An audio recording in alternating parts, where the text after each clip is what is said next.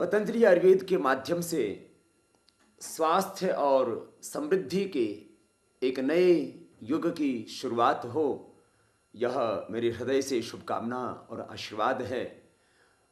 और हमारा ध्येय भी है, पतंजलि योगपीठ और भारत स्वाभिमान के माध्यम से हम एक ऐसा भारत बनाना चाहते हैं जहाँ पर देश के नागरिकों का चरित्र उन्नत हो, उनका नैतिक बल, उनका आत्मिक बल प्रबल हो, देश का आध्यात्मिक विकास हो।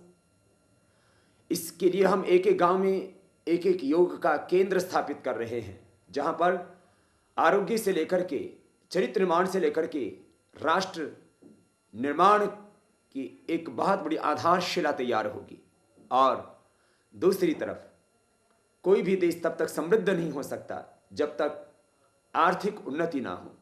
सभी प्रकार की समृद्धि के मूल में है आर्थिक समृद्धि।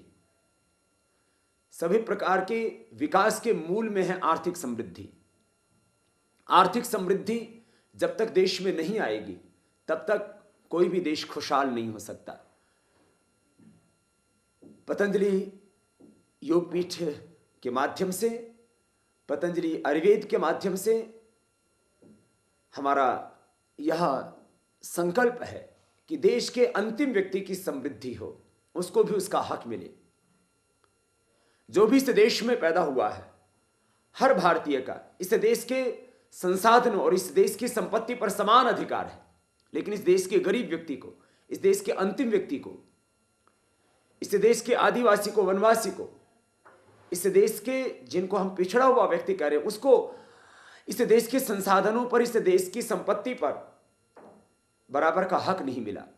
और इसी पक्षपात पूर्ण रवैये से इस देश में गरीबी, भूख, अभाव और अंततः वह हिंसक रूप धारण कर लेती है और नक्सलवाद की आग देश में लग जाती है।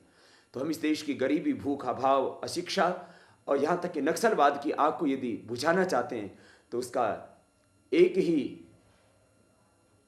उसका एकमात्र रास्ता है आर्थिक न्याय और आर्थिक समृद्धि और देश के संसाधनों पर का समान अधिकार।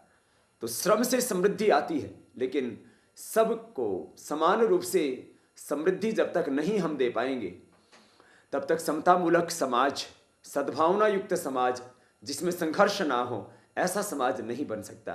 तो हम पतंजलि योगपीठ के माध्यम से Patanjali food and herbal park limited और पतंजलि आयुर्वेद के माध्यम से एक ऐसा भारत बनाना चाहते हैं जहां पर देश की आध्यात्मिक उन्नति हो और देश में भौतिक समृद्धि हो।